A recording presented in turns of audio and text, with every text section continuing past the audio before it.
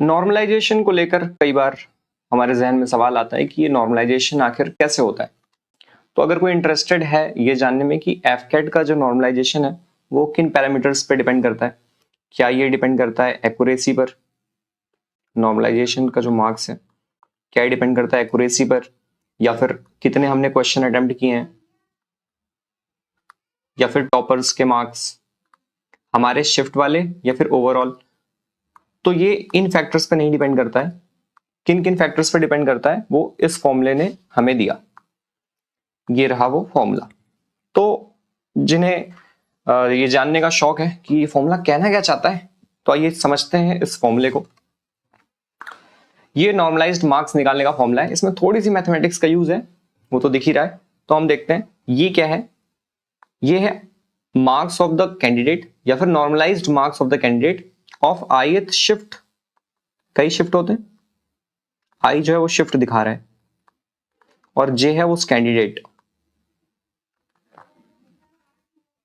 यानी कि ये अगर हम M11 कहें तो यानी फर्स्ट शिफ्ट का फर्स्ट कैंडिडेट, M14 का यानी फर्स्ट शिफ्ट का फोर्थ कैंडिडेट। तो ऐसे सभी के अपने अपने नॉर्मलाइज्ड मार्क्स आ जाएंगे इस फॉर्मूले से। ये आई जे ठीक वैसे ही है जैसा हमने बचपन में मैट्रिसेस में किया था। मैं आपको याद दिलाता हूं, जैसे ये मैट्रिक्स है, इस वाले एलिमेंट को क्या कहेंगे, first row second row third column, first row second row first column second column third column. तो इस एलिमेंट का नाम क्या होगा, ए। अच्छा ऐसे लिखते थे, ऐसे तो कोडिंग में लिखते थे A21, ये एलिमेंट हो गया। या फिर प्रोग्रामिंग में कैसे लिखते हैं, तो वहां इंडेक्स वैल्यू 0 से चालू हो जाती है, 012 012। इसको लिखना हो तो कैसे लिखेंगे, A10, ऐसे लिखते हैं। तो वैसे ही वो सिंपल चीज है आई और जे की वैल्यू। तो अब देखते हैं हर एक का जो नॉर्मलाइज्ड मार्क्स है वो कैसे आता है। मिट जा मिट जा मिट जा। ये जो है ये है एवरेज मार्क्स टोटल कैंडिडेट्स को देखते हुए, यानी कि सारे शिफ्ट को देखते हुए। ये जो रहा ये average marks of top 0.1% of the candidates considering all shifts. मान लेते हैं कि कहां माने, यहां मानते हैं। मान लेते हैं कितने नंबर ऑफ कैंडिडेट्स अपीयर हुए पेपर में, 10,000। 10,000 अपीयरिंग कैंडिडेट्स हैं। तो टॉप 0.1% का क्या मतलब है, 1/1000, यानी कि 3 0 चला जाएगा, कितने बचेगा 10, यानी कि 10 पीपल। ये किसकी बात हो रही है, ये बात हो रही है कहां है, ऑल शिफ्ट्स। 6 शिफ्ट हुए हैं, पहले दिन 2, फिर 2, फिर 2। जो टॉप 10 कैंडिडेट्स हैं, अगर मैंने क्या माना है कि 10,000 लोग अपीयर हुए हैं, तो जितने भी लोग अपीयर हुए हैं उनका 0.1% निकाला जाएगा, और उतने लोगों का एवरेज मार्क्स देखेंगे कि मान लो किसी के 200 आए, किसी को 190 आए, 180 आए। टॉप जो 10 लोग के हैं 220, ऐसे करके जो टॉप 10 कैंडिडेट्स हैं उनका एक एवरेज मार्क्स आएगा। वो मार्क्स आएगा कहां पे, यहां पे इनका एक एवरेज आएगा। एवरेज को हम म्यू से दिखा देते हैं, मीन, या फिर एवरेज मार्क्स लिख देता हूं एवी, सिंप्लिसिटी के लिए एवी, एवरेज मार्क्स। यहां पे एक स्लाइड अगर मैं हटा दूं, डिस्टर्ब कर रहा है।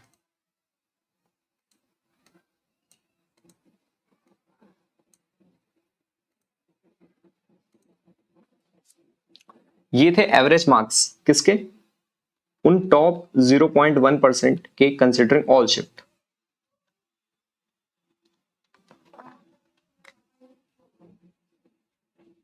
और ये नीचे वाला क्या है, ये भी वही चीज है, लेकिन इसमें सिर्फ अपने शिफ्ट की बात कर रहे हैं, इस ith शिफ्ट की, जिस शिफ्ट की आप बात कर रहे हैं उसकी। यानी कि आपके शिफ्ट में जितने लोग थे उसमें जो 0.1% के टॉप थे, आई शिफ्ट, इस शिफ्ट की बात कर रहे हैं। यानी हर शिफ्ट का अपना अपना आएगा। आपके शिफ्ट में बहुत लोग थे, फिर उनमें जो टॉप 10 पीपल थे उनका जो एवरेज मार्क्स होगा वो आ जाएगा यहां पे। ये है standard deviation. Standard deviation all shift, और ये वाला है आपका स्टैंडर्ड डेविएशन आपके शिफ्ट से। स्टैंडर्ड डेविएशन क्या होता है? स्टैंडर्ड डेविएशन वैसे तो होता है वेरिएंस का स्क्वायर रूट। स्टैंडर्ड डेविएशन क्या बताता है कि कितना ज्यादा वेरिएशन है मीन वैल्यू से। ये देखें, अच्छा, it is a sum of mean and standard deviation marks considering all shifts. और MIQ क्या चीज है? Sum of mean marks and standard deviation of the ith shift. यानी कि कहां गया, ये है, पेन कहां है, मीन मार्क्स, जो मीन मार्क्स है एवरेज, बहुत सारे लोगों ने पेपर दिया, इनका जो एक एवरेज मार्क्स आएगा सभी बच्चों का, और इनका एक मीन मार्क्स आ जाएगा म्यू, और स्टैंडर्ड डेविएशन निकाल देंगे। स्टैंडर्ड डेविएशन या तो मैं पहले समझा दूं, पर यहां पहले लिख देता हूं, of all shifts. Standard deviation ये बताता है कि मीन वैल्यू से कितना ज्यादा डेविएशन है किसी मार्क्स में। ये जैसे सेंट्रल टेंडेंसी निकालने के लिए हम 3 चीज पढ़ते हैं, मीन, मीडियन, मोड, वैसे स्टैंडर्ड डेविएशन जो डिस्पर्जन मेजर करने के लिए 2 चीज आती है, वेरिएंस है, स्टैंडर्ड डेविएशन है। और ये वाला क्या हो जाएगा, मीन मार्क्स। मीन मार्क्स यानी आपके शिफ्ट में एवरेज मार्क्स कितने आए हैं हर बच्चे की, वहां का मीन आ जाएगा, और स्टैंडर्ड डेविएशन आपका शिफ्ट यानी कि ith शिफ्ट के। स्टैंडर्ड डेविएशन अगर हम पहले एक थोड़ा सा देख लें, देखिए स्टैंडर्ड डेविएशन क्या होता है, जैसे वो होता है मीन, मीडियन, मोड। लेकिन अगर हमें डिस्पर्जन निकालना हो कि कितना ज्यादा वेरिएशन है किसी को लेके, तो हम निकालते हैं स्टैंडर्ड डेविएशन, जो कि है वेरिएंस का स्क्वायर रूट। ये कैसे होता है, मान लेते हैं कितने लोग हैं, सबके कुछ ना कुछ मार्क्स मान लेते हैं, 3-4, चलो 5 ही वैल्यू मानते हैं। मिनट में यहाँ कैलकुलेटर पे देख लूं, XI से मैं दिखा रहा हूं मार्क्स, मान लेते हैं एक क्या है 200, फिर 140, 180, 160, 190, कितने मार्क्स आ रहे हैं, 300 मार्क्स का पेपर है। मैं 5 ही कैंडिडेट्स को लेता हूं, इनका मैं आपको स्टैंडर्ड डेविएशन दिखाता हूं कैसे आता है। सबसे पहले आपको क्या करना है, मीन निकालना है। मीन क्या होता है आपको पता ही है, मीन बचपन में इसे x बार से दिखाते थे, हायर वाले में म्यू से दिखाते हैं। तो सभी के मार्क्स को ऐड कर लेना अपॉन 5, मीन आ जाएगा। तो मीन कितना आ जाएगा, सभी के मार्क्स को ऐड करके 5 से डिवाइड कर देंगे तो मीन मार्क्स आ जाएंगे। मीन एक मिनट में निकालता हूं कैलकुलेटर, 200 प्लस 140, 180, 160 और 190, 870 बाय 5, 174। यानी मीन कितना आ गया, 174। यानी ये है एवरेज मार्क्स इन 5 मेंबर्स के, इन 5 स्टूडेंट्स के। अब हमें क्या करना है, हमें देखना है कितना ज्यादा डेविएशन है, तो हम क्या करते हैं, इसमें से म्यू को माइनस कर देते हैं। वेरिएंस का फॉर्मूला है XI, देखिए जिनको इंटरेस्ट है उन्हीं के लिए, बाकी तो नॉर्मलाइज्ड मार्क्स होके तो आ ही जाएगा, उसमें माथा पच्ची करने की क्या जरूरत है। आप सबका डेविएशन निकालेंगे, ये सारे मार्क्स इस मीन मार्क्स से कितना ज्यादा डेविएटेड है, ये आ जाएगा, इसका स्क्वायर कर देंगे और अपॉन 5 या अपॉन n कर देंगे, ये आ जाता है वेरिएंस। और स्टैंडर्ड डेविएशन क्या होता है, जब आप इसी वेरिएंस का रूट ले लेंगे, तो ये इस स्टैंडर्ड डेविएशन का हमें यहाँ पे काम था। तो मैं यहाँ पे माइनस करता हूँ, 200 में से 174 जाएगा, कितना बचेगा, 6 और 20, 80, 20, 100, ठीक है। यहाँ कितना आ जाएगा, 40, 30, 70 माइनस 34, यहाँ पे आ जाएगा 6, 160 में माइनस 14 और 190 में 74 जाएगा, कितना बचेगा, 6, 80 और 16, ठीक है। अब यहाँ पे हम क्या करेंगे, यहाँ पे मैं डायरेक्ट अगर वेरिएंस से लिख दूं, वेरिएंस नहीं लिखता हूँ, एक और कोई नया मेंबर लिख देता हूँ, इसको कैलकुलेट करता हूँ, इसको मैं अगर b कह देता हूँ, यहाँ पे मैं b निकाल रहा हूँ, that is XI minus mu का स्क्वायर। पर हम स्क्वायर करके क्यों लिखे, स्टेप मार्किंग बोर्ड का एग्जाम तो है नहीं, मैं डायरेक्ट वेरिएंस निकालता हूँ। मैं अभी क्या करूंगा, इनका स्क्वायर करूंगा, यहाँ पे लिखूंगा, यहाँ पे वेरिएंस निकालने, हमारा वेरिएंस निकाल रहा हूं मैं, यानी कि दिस माइनस दिस, इन सबका स्क्वायर किया जाएगा, पांचों को ऐड करूंगा और 5 से डिवाइड करूंगा, तो हमारे पास वेरिएंस आ जाएगा। इसको करता हूं मैं, 26 का स्क्वायर प्लस 34 का स्क्वायर प्लस 6 का यानी 36 प्लस 14 का स्क्वायर प्लस 16 का स्क्वायर, ये हो गया 2320 डिवाइड बाय 5, ये क्या आ गया 464। वेरिएंस आ गया हमारे पास 4, चलो यार पेन को क्या हो गया,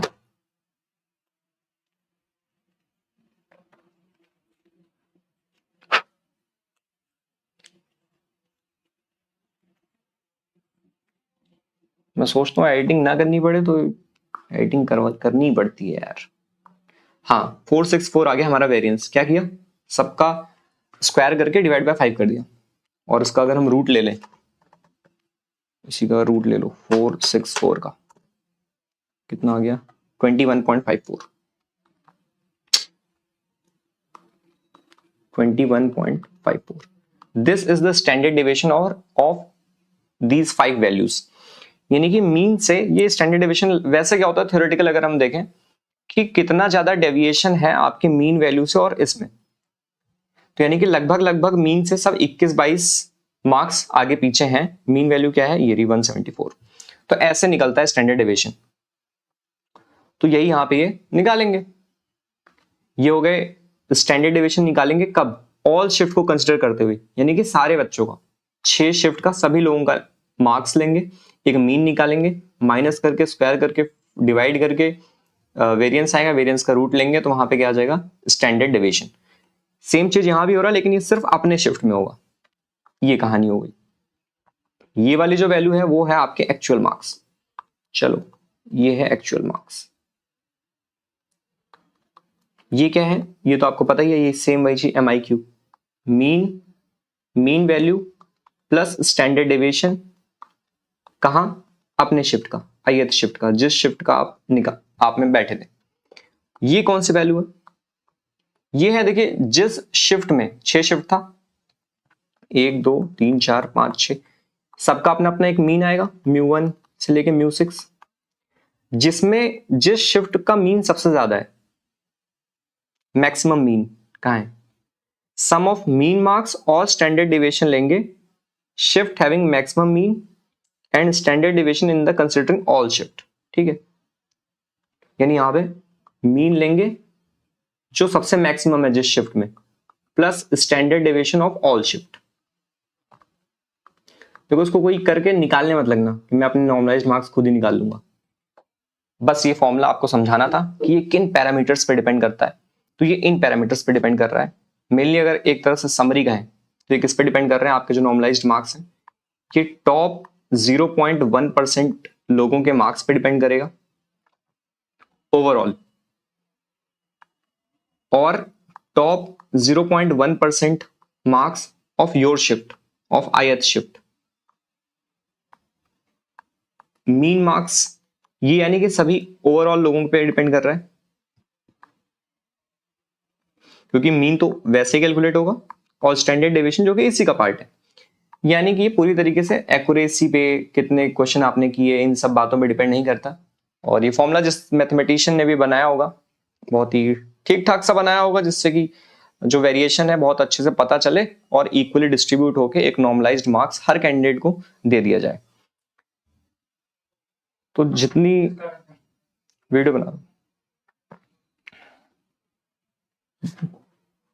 तो इस फॉर्मूले को हमने समझ लिया है, और अगर किसी को पढ़ना है तो यहाँ पे ये डिटेल दी, आप पढ़ के खुद भी समझ सकते हैं।